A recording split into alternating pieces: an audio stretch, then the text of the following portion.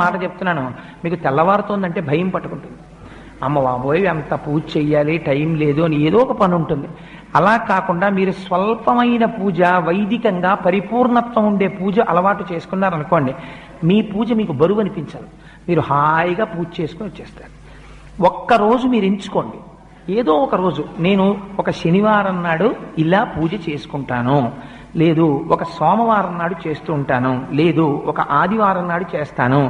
ఆ రోజు నియమం పెట్టేసుకోండి, నేను ఈ రోజు విశేషార్చన చేస్తాను అని నియమం పెట్టుకుంటే ఒకే ఒక్కరోజు, ఆ ఒక్కరోజు చేయడానికి మీ మనస్సు ఉరకలు వేస్తుంది.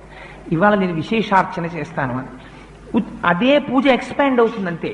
అదే పూజా విధానం, కొత్తగా మీరేం చేయక్కర్లే. కానీ అలా ఎలా పెరుగుతుందో మీకు ఎక్కడికక్కడ చూపిస్తూ ఉపచారములు మనం చేస్తాం శాస్త్రంలో.